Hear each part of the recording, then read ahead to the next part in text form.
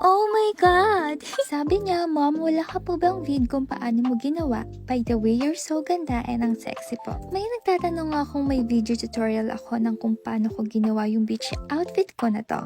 At dahil napakabait ko, hindi ko na ikikip sa inyo to. Ngayon nyo lang na 4 na klase ng fabric kagaya nito. Nabili ko pala to sa Divisoria. Meron ako dito ganitong tela pero di ko alam kung anong tawag dito. Tapos itong lace fabric, tapos Gina ata to, tapos itong glittered tulle. Pag bibili kayo nito, pakita nyo na lang, SS nyo na yan. First, itong tulle na to, 2 yards to. Yung 1 yard or tansya nyo na lang, sakto pang veil, depende sa inyo kung gaano kahaba. And itabi nyo muna yung tira, magagamit natin to sa palda. Second, gagawa ako ng base para sa skirt. Tinansya ko lang din to sa length na gusto ko. Yung akin, 10 inches at yung width, 46 inches. By the way, ito nga pala yung inspo ko, guys. Sa Pinterest at sa TikTok ako nagtingin ng inspo. Tinahi ko na nga pala yung palda dyan, guys. Natutunan ko to nung LM ako. Pero in mo, may natatandaan pa pala ako kasi minsan yung nangyari kanina, hindi ko na maalala. Pagkatapos, nilighter ko yan para hindi matastas. Tapos ay nilagyan ko yan ng garter. Yung sukat sa upper hips ko is 32 inches, kaya yung garter ko 30 inches lang. Pero kung 32 inches lang kayo, masikipan nyo pa para hindi malaglag. Siguro mga 28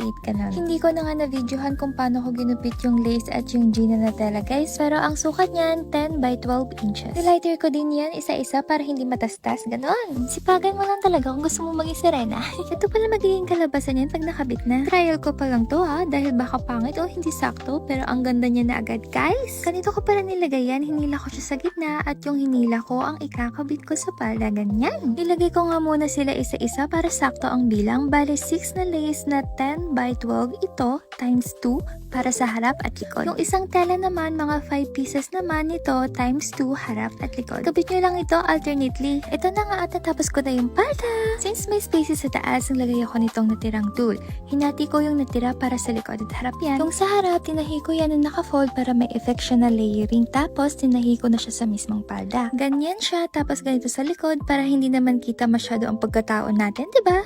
May ganitong ribbon ako nilagay, guys, para dagdag sa effect. Saka may pa-flower pa. By the way, nabili ko yan sa Orange Shop, guys. Yung natira nga sa Gina, ito yung gagawin kong top, guys. Tinansya ko muna yung hanggang saang yung bust at knot ng tela. Then, sinuperimpose ko yung isang tela to create a lubit style. Lubit style ba yun?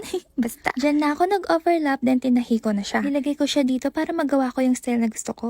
Ganyan siya pag natapos. Mahaba to para pwede ko siya maipit hanggang sa likod. Tapos, may tira pa ako nito, kaya ginawa kong ganitong style to add to my skirt. Ganito siya. Ganito na yung magiging outcome niya. Diba? Pretty. Sira ng atake. Kaya ako nagawa ko to. Kaya nyo din. By the way, guys, itong chain pearl sa Shein ko pala to nabili. Yun lang. Bye!